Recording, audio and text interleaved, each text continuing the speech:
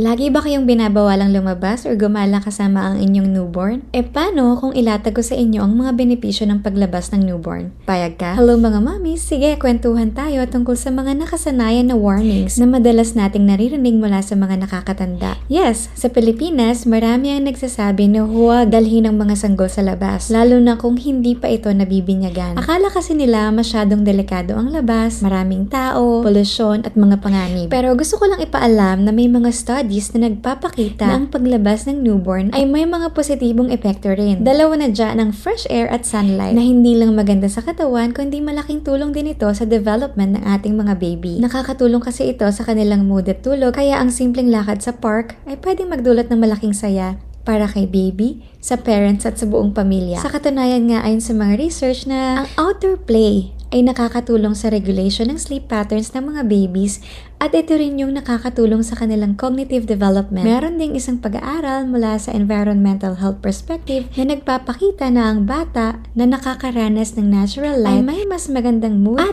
mas konti yung fussiness. Pero bakit kaya ganyan ang naiisip ng mga nakakatanda? May mga traditional beliefs kasi na nag-uugat sa takot at pag-aalala. Ang pag-iwas sa paglabas, lalo na sa mga unang buwan ay tila isang protective measure na iniiwasan ng mga masamang espiritu at mga sakit. Pero hindi natin may kakaila na ang outdoor time ay nakakatulong din sa immune system ng ating mga baby. Kaya naman, dapat tayong maging open-minded habang ang mga bata ay nag-e-explore sa tunog ng kalikasan at mga bagong tanawin. Nakaka-relax din ito para sa ating mga moms. Alam niyo ba na ang outdoor play ay nakakatulong sa kanilang sensory development? At kung gusto talaga ninyong mas malaman, makikita niyo sa mga videos na ina-upload namin sa YouTube yung mga adventure namin ni Isla mula sa mga nakakatawang moment hanggang sa mga tips para sa easy parenting. Ngayon, ito naman yung first time ni Islang lumabas para sa year 2023. Pero bago yan, nakailang Christmas party na rin siya. Na-realize ko na ang ganda pala na ipinanganak ang baby mo ng December.